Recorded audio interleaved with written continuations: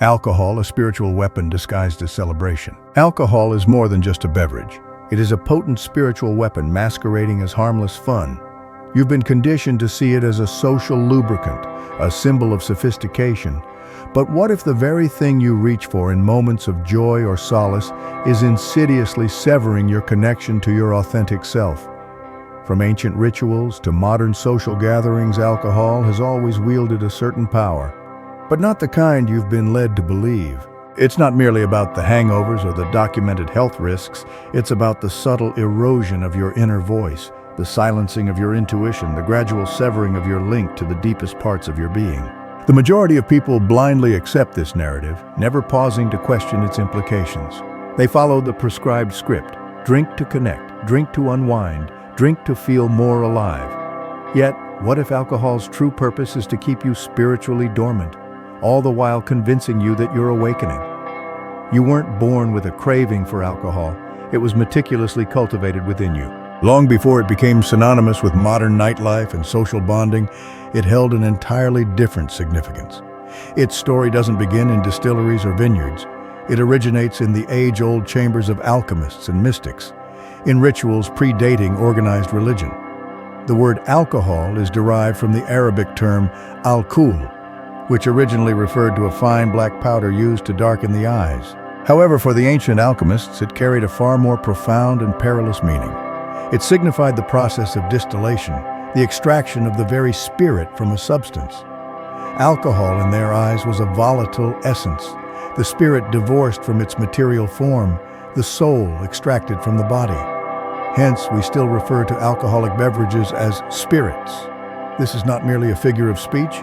It is a historical marker, a subtle warning etched into the language itself. In those times, alcohol wasn't casually consumed at parties or readily available behind bars. It was treated with a mixture of reverence and trepidation. It was understood as a potent tool capable of altering consciousness, liberating the self from its earthly tether. Used sparingly in sacred rituals, sometimes even in rites of passage, it was never intended for frivolous consumption. The ancients possessed a profound understanding that we have since lost. Alcohol doesn't merely alter your mood. It fundamentally shifts your energetic frequency, manipulating your vibrational state. Misused, it can unlock gateways to realms beyond your comprehension, realms you may not be equipped to navigate. Today, this spiritual awareness lies buried beneath layers of cultural conditioning. What was once a substance reserved for initiates and sacred ceremonies has been reduced to a marketing ploy, a social lubricant, a casual habit that rarely raises an eyebrow. Yet, the essence of alcohol remains unchanged. Only our perception of it has been altered. In relinquishing this ancient understanding, we have left ourselves vulnerable, not only physically but also spiritually. Whether you acknowledge the existence of subtle energies or not, they exert an undeniable influence upon you. Whether you consciously attend to your aura, the substances you ingest invariably impact it, and alcohol, more than most, leaves a discernible trace. The Sumerians offered wine to their deities. The Egyptians associated it with Osiris, the god of death and rebirth. The Greeks dedicated it to Dionysus, the god of ecstatic frenzy and divine madness. Even in these ancient civilizations, they recognized that this substance was not solely about pleasure. It possessed the capacity to transport or to destroy. Yet, over time, reverence gave way to indulgence. What was once emblematic of spiritual transformation became just another Friday night ritual. It lost its sacred edge, and when something once sacred is trivialized, it becomes perilous. Certain truths are too profound to fully explore within this context. That's why we established the Resonance Collective, a private online community where we delve into topics that are often censored or misunderstood. Join us through the link in the description and receive access to exclusive content and guided practices. The legacy of alcohol extends far beyond our contemporary culture, its implications far more complex. It has been utilized to invoke deities, escape pain, dissolve the ego, and conjure visions. However, just as it can open one avenue, it can effectively close another. You may not even perceive it occurring. Therein lies the problem. It doesn't manifest as a sudden dramatic upheaval. It operates gradually, subtly, in the form of minor disconnections, a slight reduction in clarity, a marginal increase in numbness, a diminished sense of self. Over time, this cumulative dulling effect erodes your awareness of what it truly feels like to be fully present, to be authentically yourself. You may even begin to believe that the persona you adopt under the influence is your true, uninhibited self. But this is a fallacy. It has never been, nor will it ever be, the genuine you. You've likely heard about alcohol's impact on your brain, your liver, your behavior, but rarely do discussions revolve around its effects on your energetic body. And yet, this is where the most profound damage originates, beneath the surface, in the realm that most individuals are unaware of. You are not merely a collection of muscles and memories. You are a vibrational being, radiating and receiving energy at all times. Alcohol disrupts this energetic field in ways that science is only beginning to comprehend, but spiritual traditions have cautioned against for centuries. Every ancient esoteric tradition concurs on one fundamental truth. You are enveloped by an energetic matrix, often referred to as the aura, the biofield, or the light body, which sustains and expresses your spiritual essence. This field serves as a protective shield, a guiding force, and an aid in aligning with your higher self. It functions as your unseen immune system, your spiritual filter, the repository of clarity, intuition, and purpose. And when you consume alcohol, you compromise this vital shield. Alcohol doesn't merely cloud your judgment. It creates microscopic fissures within your aura, subtle tears and gaps that compromise its integrity. Through these breaches, foreign energies can penetrate, energies that are not aligned with your own, thought forms that thrive on confusion, emotional debris from others, and, in some cases, even entities that are drawn to the vibrational frequency of disconnection. This is not mere conjecture. It's a recurring pattern, frequently observed yet often dismissed. There's a reason why individuals often experience feelings of spiritual fragmentation, emotional instability, or profound energetic depletion following alcohol consumption. It's not simply dehydration or sleep deprivation, it's the weakening of the auric field, the diminishment of energetic integrity. The root chakra, the energy center associated with survival and physical gratification, becomes overstimulated. You become deeply rooted in the material world, driven by base desires. Simultaneously, the crown chakra, your gateway to higher consciousness, becomes dulled, numbed, and obstructed. This is the exchange, a fleeting sense of heightened vitality, but at the expense of profound spiritual disconnection. The more frequently you engage in this pattern, the more it becomes your baseline, and no one warns you about this insidious shift. No one informs you that each time you reach for another drink, you're not merely making a decision about your evening, you're making a choice about your alignment. Alcohol subtly trains your body to override your intuition. It muffles the voice of your gut feeling, replacing authentic presence with artificial performance. You may perceive that you're connecting more intimately with others, but in reality, you're lowering your energetic defenses. You become more accessible, yes, but not in a way that fosters healing. Rather, in a way that leaves you vulnerable. Your laughter may be louder, your speech more rapid, your demeanor more uninhibited. But your spiritual defenses are weakened, and the aspects of yourself that require protection are now exposed to external influences. Over time, this vulnerability intensifies. Meditation becomes more challenging. Trusting your own thoughts becomes a struggle. You cease to heed your inner guidance, and you begin to believe that alcohol is the key to unlocking your confidence, your creativity, your sense of ease. But this is a carefully constructed illusion. Alcohol doesn't generate these qualities. It merely temporarily suppresses the internal noise that obscures them, only to generate even more noise of its own, burying the silence you sought even deeper. You were never inherently deficient, never intended to rely on a substance to feel complete. This notion was implanted, carefully marketed to you, and repeated until it felt like an ingrained truth, but it is a fabrication. The reality is that each time you drink, you're not merely impacting your physical body, you're manipulating your energetic frequency. You're deviating from alignment with your higher self, and the more frequently you do so, the further you stray from your authentic path. Some individuals intuitively sense this disjunction. They report feeling off after drinking, a subtle sense of misalignment that they struggle to articulate. This is not a weakness. It's your innate awareness attempting to penetrate the fog, signaling that your energetic field, the most sacred aspect of your being, is pleading to be protected, not punished. And the crucial question is, are you listening? When you consume alcohol, you're unlocking a door, but are you consciously aware of what you're inviting in? The vast majority of people remain oblivious because they've only been presented with half the narrative. That alcohol lowers inhibitions, impairs coordination, and induces a sense of relaxation. But the truth is that the energetic dynamics occurring behind the scenes are far more intricate and far more perilous. Because once your aura is compromised, once the protective barrier surrounding your energy body is breached, you become vulnerable to far more than just emotional turbulence. You become energetically accessible to forces that thrive on your disconnection. Numerous ancient traditions, from shamanic practices to hermetic philosophy to spiritism, have long cautioned against this phenomenon. Alcohol doesn't merely alter your state of consciousness. It creates openings, energetic portals, through which other influences can gain access. And not all that traverses these portals has your well-being in mind. Steiner referred to them as subnatural beings. Others described them as astral larvae, obsessing spirits, or parasitic entities. The nomenclature varies, but the underlying pattern remains consistent. There exist non-physical entities that feed on confusion, fear, addiction, and spiritual detachment, and alcohol, by its very nature, renders you more susceptible to their influence.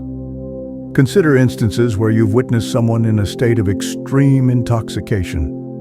Observe the vacant look in their eyes, the unpredictability of their behavior, the temporary absence of the person you once knew.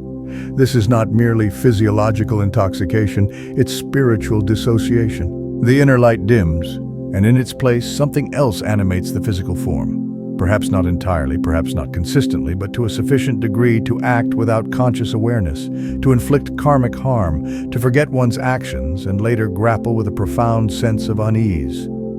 There's a reason why tales of violence, abuse, or dramatic personality transformations so frequently involve alcohol. It's not solely psychological, it's fundamentally energetic. When the authentic self retreats, another entity can step forward. The energy you emit when intoxicated, particularly when it becomes habitual, functions as a beacon, signaling to the unseen world, I am open, I am vulnerable, I am no longer fully in control. And the tragic reality is that the majority of people remain utterly unaware of this energetic dynamic.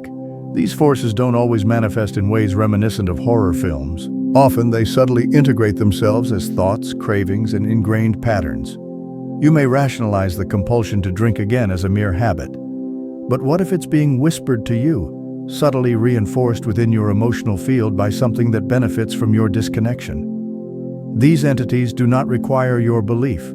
They merely require your consent, and the act of drinking constitutes energetic consent. It's permission, not in a legalistic sense, but in an energetic one. You unlock the door, they enter, and they linger far longer than the duration of the hangover. This is not intended to instill fear. It's intended to illuminate the profound spiritual implications at play.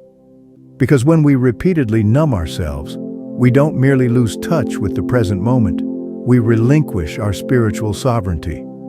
Our capacity to make conscious choices, to remain aligned with the higher aspects of our being, becomes compromised. We become more reactive, more suggestible, and less adept at discerning what is truly ours from what has been externally imposed. This is why countless spiritual teachers and mystics throughout history have cautioned against intoxication, not from a place of moral judgment, but from a profound understanding of energetic principles. They recognized what we have largely forgotten, that maintaining spiritual clarity demands unwavering vigilance, that anything that obscures the inner light invites the shadows, even subtly, and that genuine protection stems not from hiding or fighting, but from cultivating deep, unwavering presence.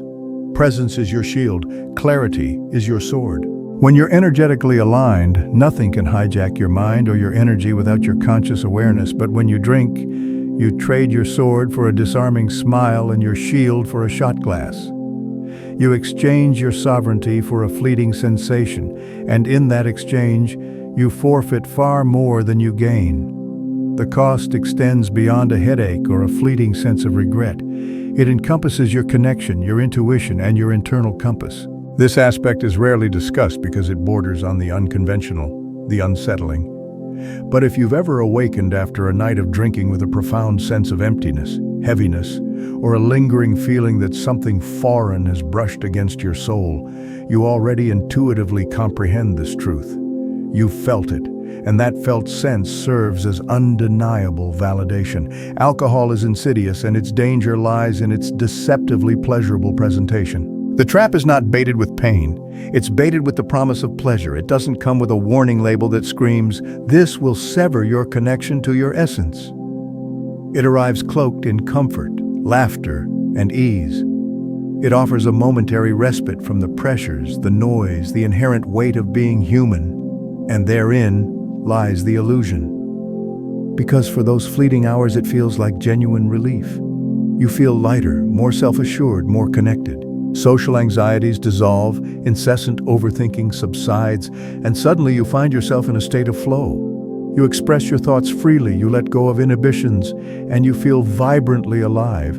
And for a brief interlude, you convince yourself, this is the real me. But what if it's not?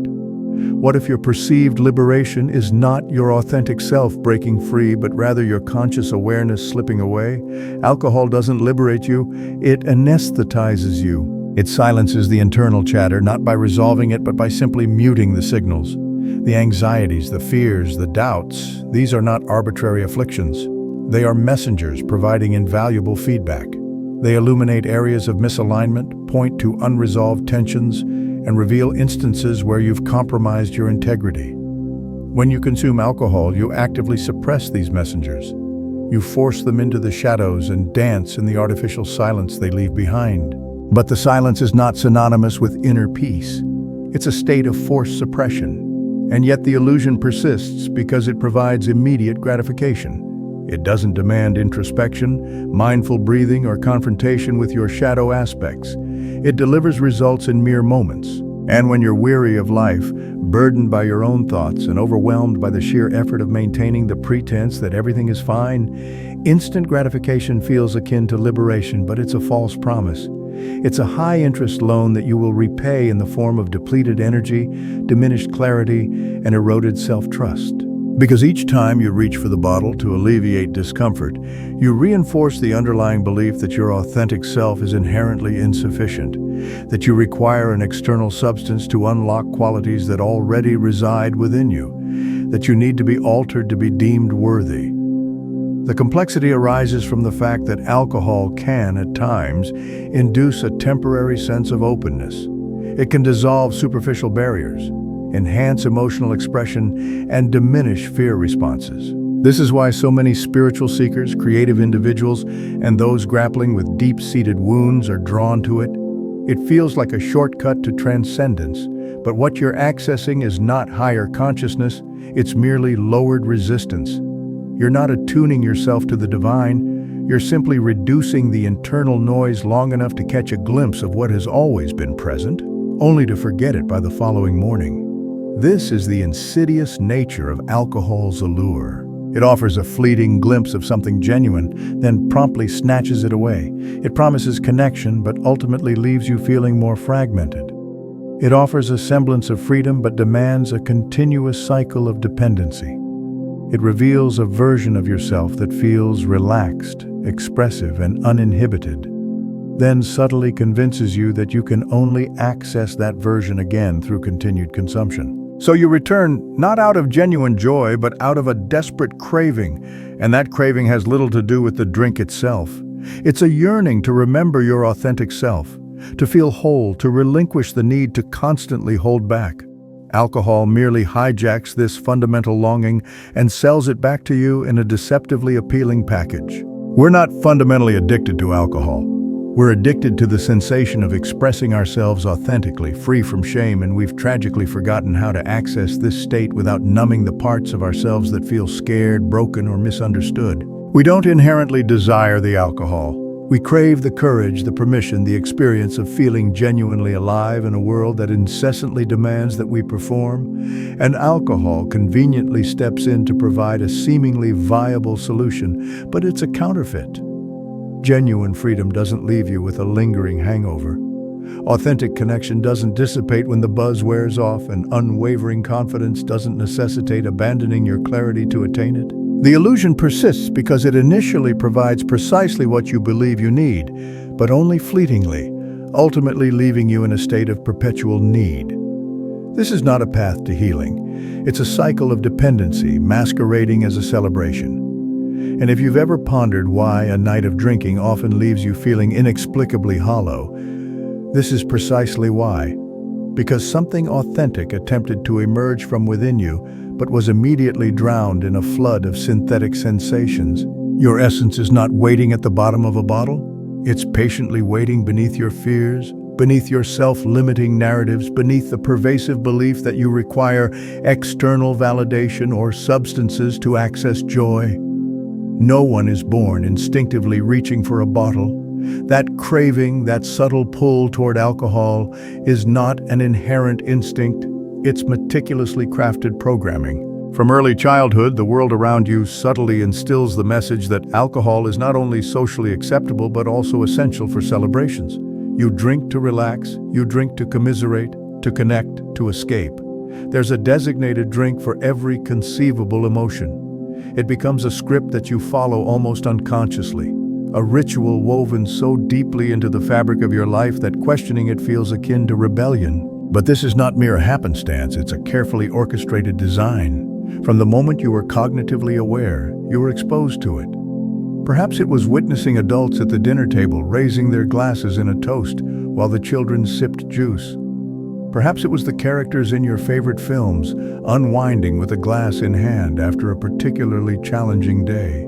Perhaps it was the ubiquitous party scenes, the alluring music videos, the strategically crafted advertisements brimming with laughter, sex appeal, and unyielding confidence, all subtly revolving around the central symbol of the bottle. You absorbed these messages long before you ever took your first sip. This is the quintessential adult behavior. This is what freedom embodies. This is what genuine fun feels like. By the time you reach legal drinking age, the act itself doesn't feel novel or daunting. It feels familiar, expected, even actively encouraged. And when you resist, you may feel like the odd one out, the awkward individual, the difficult person, because the system doesn't simply sell alcohol. It sells the deeply ingrained belief that drinking is a culturally significant rite of passage, a fundamental social norm, a tangible badge of belonging. Refusing the drink often feels like rejecting the very connection that it seemingly offers, and this is the brilliance of the subtle programming. It cleverly disguises conformity as a conscious choice. But beneath the surface of all the skillfully crafted marketing campaigns, all the meticulously orchestrated celebrations, all the subtly persuasive clinking glasses, a more insidious layer is at play. Alcohol doesn't merely mask underlying pain, it facilitates the avoidance of confronting it altogether. And in a society that actively discourages emotional depth, that subtly discourages introspection, this path of avoidance is carefully cultivated from a young age. You're subtly taught not to feel too intensely, to suppress your emotions, to maintain a carefully constructed facade of functionality. Intense emotions are often deemed inconvenient, and vulnerability is frequently perceived as weakness. Therefore, when you encounter something that effectively softens the sharp edges of your discomfort, that numbs the acute pain of your internal world, it can feel akin to salvation. What the vast majority of people fail to recognize is that emotional suppression is not an inherent human trait. It's a learned behavior, and once you've mastered it, you actively seek out tools to perpetuate it. Alcohol is one of the most socially acceptable and readily available tools for this purpose. You don't have to offer elaborate explanations, you don't need to provide justifications. You simply pour, sip, laugh, and seamlessly move on. But the more frequently you utilize it, the more your nervous system begins to rely on it, and the more your very identity intertwines with the fleeting sensation it provides. You gradually forget how to simply sit with discomfort. You lose the ability to access genuine joy without external assistance, and you forget that you were once fully capable of experiencing the entire spectrum of human emotion, unfiltered, without the need for a substance to prop you up. And the alcohol industry is acutely aware of this dynamic. They don't simply sell beverages, they strategically sell dependency in a calculated and subtly seductive manner. The marketing strategies are not random occurrences. They're part of a meticulously planned psychological assault. Carefully chosen colors, sounds, and evocative slogans all work in synergy to forge strong emotional associations. The image of a cold bottle on a sun-drenched summer day, the ubiquitous presence of champagne at weddings, the comforting allure of whiskey by a crackling fireplace, these are not merely static images. They're potent emotional triggers, subtle reinforcements of the perceived benefits. They subtly create the sensation that you're somehow missing out if you don't actively participate, that sobriety is synonymous with emptiness, that stillness is merely a synonym for boredom. But it's all a meticulously constructed lie, a beautifully packaged deception that ensures billions flow into the system each year while your personal energy, clarity, and connection quietly diminish.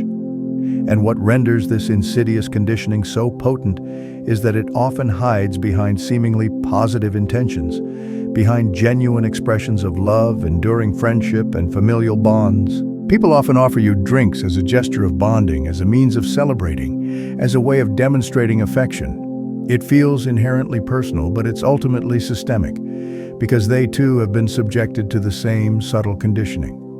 Your parents, your peers, your mentors, they likely didn't question it either. Not because they lack intelligence or inherent strength, but because the programming runs exceedingly deep, permeating multiple generations. This is not merely your individual story, it's a collective generational pattern. That's why breaking free can feel so incredibly challenging. You're not simply confronting a personal habit. You're actively stepping outside of a deeply ingrained collective belief system, one that persistently perpetuates the notion that you require a drink to genuinely relax, to authentically connect, to feel whole. But you don't. And deep within your being, some part of you already instinctively knows this truth. Some dormant part of you vividly remembers who you were before the world subtly convinced you to numb, to cope, to relentlessly strive to fit in. That authentic part of you is still present, patiently waiting, silently observing, irrevocably ready to be reawakened. The warnings have always been subtly present, often hidden in plain sight, woven into the ageless teachings of the ancient masters, the sacred texts, the profoundly wise traditions that modern society has largely either dismissed or diluted beyond recognition. From the far reaches of the East to the Western world, across diverse cultures and continents, one unwavering message echoes repeatedly. Diligently protect your inherent clarity, because that clarity serves as the gateway to profound truth. And that truth in turn serves as the path to genuine liberation, and nothing diminishes that essential clarity more rapidly than the subtle effects of intoxication. In the Bhagavad Gita, the earnest pursuit of elevated states of consciousness is firmly grounded in purity of thought, body, and unwavering intention. Sattva, the essential quality of harmony and radiant light, is deemed indispensable for profound spiritual progress. But alcohol, with its destabilizing effects, unequivocally falls under the domain of tamas, the pervasive energy of darkness, inertia, and subtle confusion. Alcohol, rather than elevating your consciousness, subtly drags you deeper into a state of density. It obscures the pristine waters of your perception, rendering it increasingly difficult to discern what is genuinely real from what is deceptively false.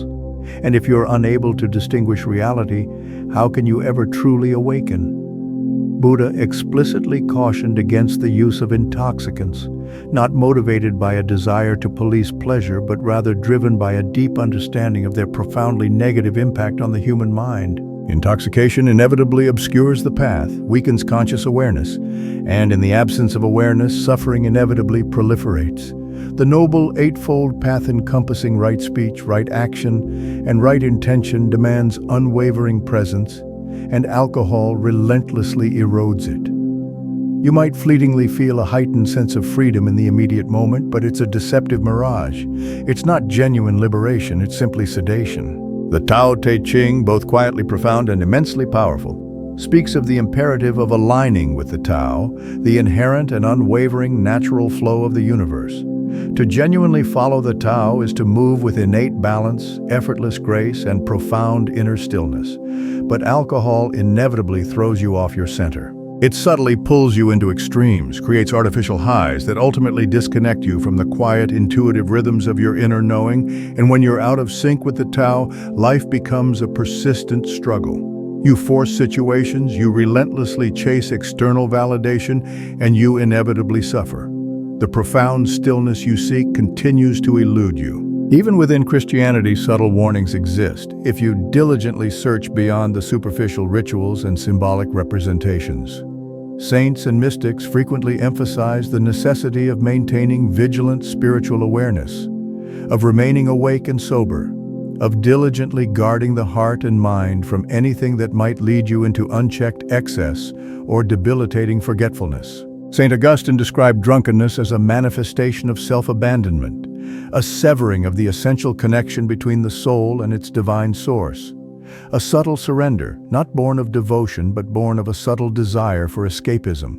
Islamic teachings are even more direct and unequivocal. Alcohol is deemed haram, strictly prohibited, not out of a sense of moral superiority but rather out of a profound understanding of the subtle chaos it unleashes upon the human soul. In Islamic mysticism, the physical body is revered as a vessel of divine trust, a sacred temple, and the deliberate alteration of your consciousness through intoxication constitutes a violation of that sacred trust. It's not about strict control, it's about embracing a sacred and unwavering responsibility. In Hermeticism and the alchemical traditions, alcohol plays a dual and multifaceted role. It is simultaneously revered as a potent solvent, a purifying force capable of extracting the essential essence, and feared for the inherent risk it poses, because what it extracts is not always the pure light. It can dissolve ego or equally dissolve essential clarity. The alchemists inherently understood that intention was the ultimate determinant. Utilized wisely, a substance can be a profoundly insightful teacher. Utilized carelessly, it becomes a deceptively alluring trap. They inherently understood the razor-thin line that separates genuine transformation from irreversible destruction. Yet somewhere along the way, these profound and subtle teachings were gradually diluted. Modern culture selectively cherry-picked convenient symbols, the offering of wine at the altar, the clinking of glasses at celebratory weddings, the ecstatic revelry of Dionysian festivals, but simultaneously discarded the accompanying wisdom. We retained the superficial aesthetics but lost the essential depth. We reduced intrinsically sacred substances to mere social tools, and we began to euphemistically label spiritual numbness as a perfectly acceptable form of casual fun. The prevalent world subtly tells you that to question the ubiquitous presence of alcohol is to be uptight or judgmental, that to reject its pervasive influence is to inherently isolate yourself from social acceptance. But the ancient spiritual traditions resolutely assert otherwise. They don't shame the earnest seeker who chooses to abstain from intoxication. They wholeheartedly honor them because to consciously maintain a clear mind in a world subtly addicted to escapism is, in itself, an unwavering act of devotion, not directed toward a specific deity, but directed toward the inherent integrity of your own soul. It was never fundamentally about adhering to rigid rules. It was always about cultivating profound energetic resonance, about diligently maintaining your vibrational frequency at a sufficiently elevated level to sustain an unwavering connection to your divine source. And when you consume alcohol, that frequency inevitably diminishes. You may not immediately perceive the subtle shift, but your soul invariably does. Your dreams begin to grow increasingly foggy, your prayers may feel distant and unheard, and your meditation practice transforms into an arduous struggle. This is not a mere coincidence, it's an inevitable consequence. The profound spiritual path doesn't demand absolute perfection, but it undeniably requires uncompromising honesty. And if you are truly honest with yourself, you will gradually perceive that alcohol ultimately takes far more than it generously gives. It deceptively promises transcendence, but invariably delivers confusion. It subtly mimics authentic connection, but leaves you feeling progressively isolated. And in a world that desperately needs more radiant light, more unwavering presence, and more conscious awakening, the intrinsic cost of that subtly induced confusion is simply far too high. Just as alcohol indelibly leaves a recognizable mark on your physical body, it similarly imprints itself upon your energetic system. But that damage is not the definitive end of your personal story. Energy is not a static, immutable force. It's inherently fluid, intelligent, and self-correcting. When provided with the right and supportive conditions, what has been fragmented can be seamlessly reconnected. What has been subtly dimmed can be passionately relit. The essential healing doesn't occur through the magic of a bottle or the effects of a prescription medication. It begins in the precise moment you consciously choose to remember what alcohol has insidiously made you forget. That you already possess the essential tools within you, that you have always possessed them. The crucial first step lies in cultivating unwavering presence, consciously returning to your physical body, not as something to perpetually escape from, but as something to deeply honor. Presence doesn't necessitate Herculean effort. It simply requires your conscious permission. Permission to genuinely feel, to openly witness what has been subtly numbed, to patiently sit with the inherent discomfort that alcohol has been unconsciously shielding you from. That initial discomfort is not your adversary, it's your unwavering signal, subtly demonstrating where you have inadvertently abandoned yourself, and it's gently pleading to be met with unwavering compassion rather than persistent sedation. From this fundamental point, profound healing gradually transforms into an ongoing practice, not a fleeting quick fix, but a sustained process of recalibration. Mindful meditation assists in restoring the mind's intrinsic rhythm, gently guiding you back into a state of energetic coherence. Focused breath work gradually shifts your nervous system out of persistent survival mode and restores it to a state of harmonious regulation.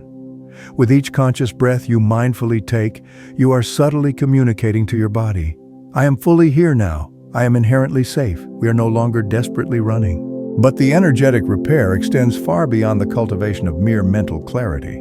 Your vital energetic field, your precious aura, similarly requires sustained restoration. Energetic practices such as Reiki, sound healing, and subtle energy clearing are profoundly effective because they don't merely soothe the superficial surface. They actively recalibrate your core vibrational frequency. They subtly patch the subtle tears, effectively close the pervasive openings, and gently guide your energetic system back into a state of holistic wholeness. It may initially sound nuanced, even abstract, but when you genuinely experience it firsthand, you will undoubtedly feel the transformative shift. You will tangibly feel the spaciousness returning. You will intuitively feel the scattered parts of yourself gradually gathering together into cohesive unity. The ancient practice of yoga serves as another profoundly powerful ally, not merely through the physical stretching or the performance of challenging poses, but through the holistic union it facilitates between conscious breath, the physical body, and present awareness. It subtly aligns your physical and energetic systems, gently rewires your deeply ingrained impulses, and dissolves the pervasive restlessness that once drove you to actively seek escapism. And with each mindful movement, you consciously begin to reestablish a sacred relationship with your physical body, one that is not rooted in punishment or avoidance, but in inherent trust. Immersion in nature similarly plays a significant role. Few experiences can more effectively cleanse your energetic field than immersion in the natural world. Deliberate time spent within a forest, by the vast expanse of the ocean, beneath the expansive canvas of the open sky. These are not mere superficial luxuries. They're essential forms of preventative medicine. They effortlessly reset your intrinsic rhythm, profoundly quiet the pervasive noise, and restore your original energetic signal. Because when you mindfully immerse yourself in natural frequencies, you instinctively remember what your own true frequency sounds like. And it is not inherently chaotic. It is not fundamentally desperate. It is not irrevocably lost. It is inherently calm, inherently steady, and inherently whole. The quiet, often underestimated power of pure intention equally plays a crucial role. Your energetic field is exquisitely responsive to your conscious thoughts, your unwavering will, and your decisive choices. When you consciously set a clear intention to genuinely heal, you begin to subtly reorganize your external reality around that elevating frequency. You intuitively begin to notice the individuals, the enriching practices, and the illuminating insights that actively support your new path. Synchronicities begin to increase exponentially, and subtle resistance gradually softens. This is not the manifestation of mere magic. It is the undeniable result of sustained energetic alignment. And it begins in the profound moment you decisively determine that you are consciously done running from your authentic self. This journey of healing is not inherently about shame. It's not about striving to become inherently pure or perfect. It's about deliberately cultivating unwavering awareness. And with that transformative awareness, you can consciously begin to perceive alcohol for what it has always been. Not a personal failure, but a subtle and insightful teacher. One that has profoundly demonstrated what ultimately does not work. One that has consciously revealed the latent parts of yourself that are still patiently waiting to be met with unwavering compassion instead of insidious sedation. You don't necessarily have to dwell in regret over the past to genuinely release it. You simply have to decisively cease repeating it. And when you consciously do, something deeply miraculous inevitably begins to unfold.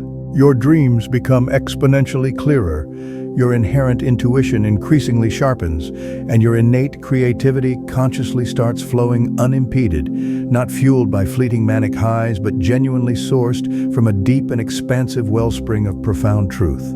You effortlessly find yourself laughing without the inherent need to be inebriated, consciously connecting with others in profoundly meaningful ways, and fully feeling the entire spectrum of human emotions, secure in the profound knowledge that those emotions will not ultimately break you. That is the true embodiment of genuine healing. Not the attainment of an elusive perfection, not the need for rigid control, but the consistent cultivation of unwavering presence. The sustained ability to remain consciously with yourself through all internal states, through all external seasons, without ever feeling the pervasive need to escape, and gently, gradually, your authentic energetic field begins to harmoniously hum once again. That sustained hum is your personal energetic signal, that is your inherent alignment, that is the palpable return of your essential essence. Genuine freedom is not to be found at the bottom of a bottle. It is not located within the fleeting buzz, the subtle blur, or the deceptive rush of temporary confidence. That's the insidious trick. Alcohol strategically packages itself as the ultimate form of liberation. It cunningly promises to unlock the parts of yourself that feel perpetually caged, but it ultimately never provides you with the genuine key. It merely offers you a convincing illusion of one. And while you're relentlessly chasing that alluring illusion, you inevitably miss the fundamental truth.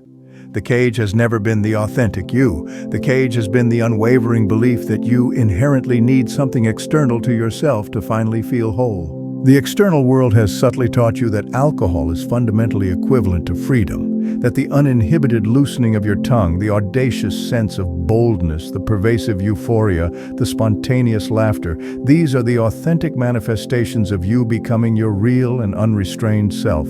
But this is ultimately a lie. That specific version of you that only emerges under the conspicuous influence of alcohol is not your immutable essence, it's merely your well-worn escape route. The genuine you is not actively hiding behind persistent inhibition. That authentic version is patiently waiting behind conscious awareness, but persistent awareness is inherently challenging. It inherently requires you to patiently sit with the various forms of pervasive discomfort that alcohol subtly assists you in deliberately dodging, and we have been implicitly taught to relentlessly avoid discomfort at all costs. So we persistently drink, we consciously numb ourselves, we tirelessly chase transient experiences that deceptively imitate authentic connection, with the unfulfilled hope that they will somehow profoundly touch something deeper within us, but they inevitably do not.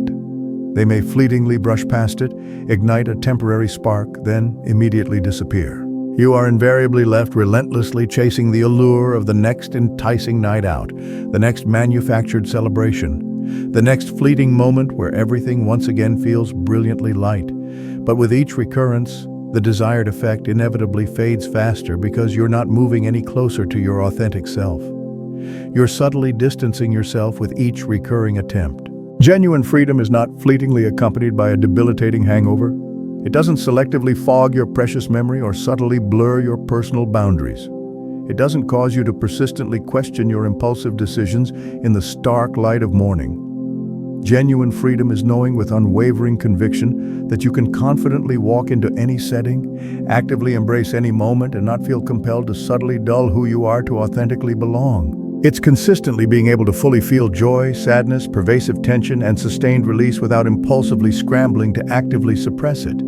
It's consistently being able to trust your own precious body, your innate energy, your unwavering truth, without requiring any external filter. Deliberately consider this for a moment. So much of our contrived celebration persistently revolves around external substances. We have erroneously confused genuine joy with fleeting intoxication. So, the core message here isn't about judgment or restriction, but about reclaiming your spiritual power and recognizing alcohol for what it truly is: a cleverly disguised tool that can dim your inner light. It's about inviting you to question the deeply ingrained narratives we've all been fed, and to consciously choose alignment with your authentic self over fleeting moments of artificial connection. I'd love to hear your thoughts on this. Have you ever felt this disconnect? What are your experiences with alcohol and its impact on your energy? Leave a comment below, ask a question, and let's start a conversation. And if this resonated with you and you want to explore more topics like this, be sure to subscribe so you don't miss out on future videos. Thank you.